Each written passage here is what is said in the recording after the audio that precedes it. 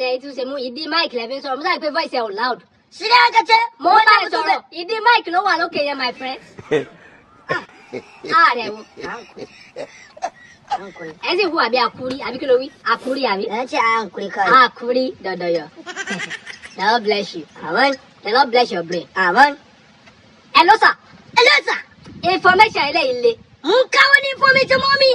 Zuwa wajen ku. O ti ma ko le informomi munka. Yayi karbi. Karbi sosai. Insha Allah.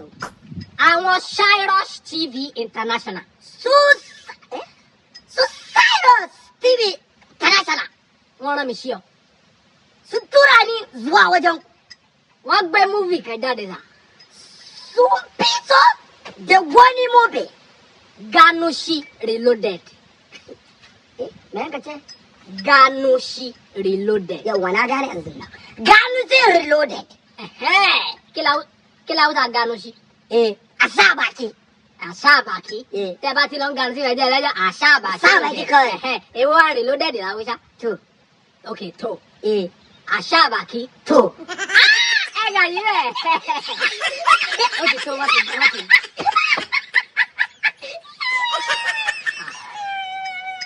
Ọlọ́run ló ń ṣọ́ wa nínú mínísírì yìí. Amen.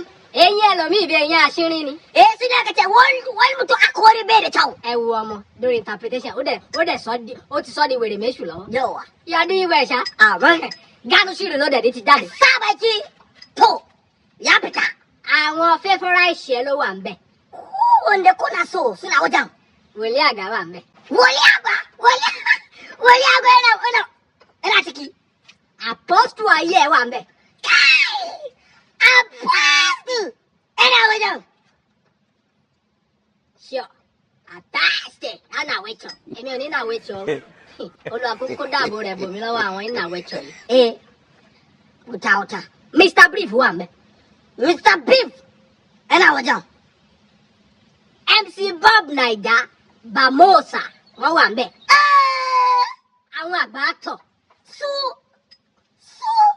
Ganushi Reloaded. A sa baki to. Ó máa enjoy ẹ̀. Za ka ji daɗi. Mo fọwọ́ ẹ̀ sọ̀yà fún ẹ bẹ́ẹ̀. Na sa hannuna za ka ji daɗi. Líìgì tó máa fi wò wà ní bàyó mi. Link inda za ka duba ina wajen. Tó wàá dẹ̀ fẹ́ gba bàyó lọ.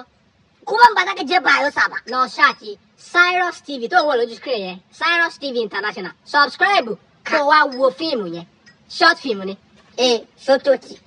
Ṣòtò tí bó ti ń wo ṣòtò tí yẹn. Ó dára fún ẹ. Amen. Jésù náà Olúwa wa. Amen.